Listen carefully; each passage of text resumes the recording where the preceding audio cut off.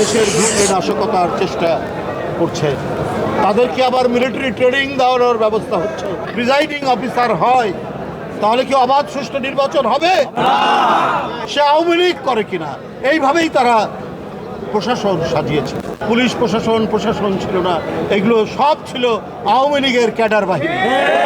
নেতা কর্মীদেরকে অবর্ণনীয় জুলুম, নির্যাতন, নিষ্পেষণ, মিথ্যা মামলা, ক্রস ফায়ার এবং জোরপূর্বক গুমের মধ্যে দিয়ে যাতে তারা দুর্বল হয়ে পড়ে।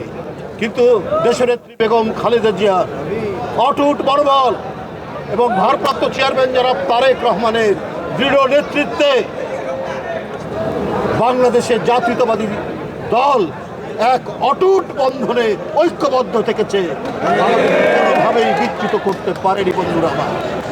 বন্ধুরা আমার, এখন নানা কায়দায় দোসররা ঘাপটি মেরে বিভিন্ন জায়গায় অবস্থান করে দেশের ভিতরে নাশকতার চেষ্টা করছে, তাদেরকে আবার মিলিটারি ট্রেনিং দেওয়ানোর ব্যবস্থা হচ্ছে। আপনারা দেখেছেন একজন গ্রেপ্তার হয়েছেন এই অভিযোগে। তাহলে তারা আরও কত কাজ করছেন, কত ধরনের কাজ করছেন তারা।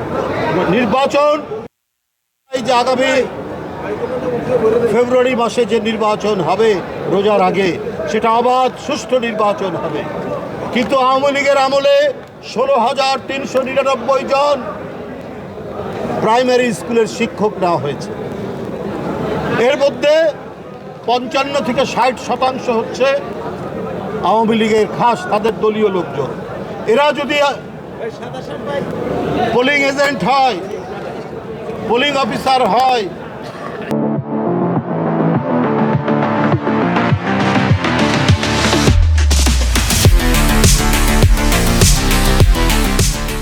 প্রিজাইডিং অফিসার হয়, তাহলে কি অবাধ সুষ্ঠু নির্বাচন হবে?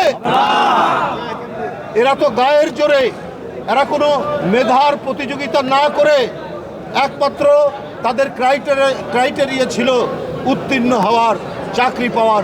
সে ছাত্রলীগ করে কিনা, সে যুবলীগ করে কিনা, সে আওয়ামী লীগ করে কিনা, এইভাবেই তারা প্রশাসন সাজিয়েছে।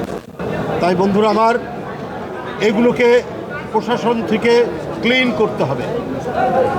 এদেরকে বেছে বেছে, আমরা চাই না যে বিএনপির লোকজনকে বেছে বেছে, তা না, যারা নিরপেক্ষ, যারা কোনো দিকে বায়াসড নেই, তাদেরকেই পোলিং অফিসার, প্রিজাইডিং অফিসার এগুলো করা উচিত।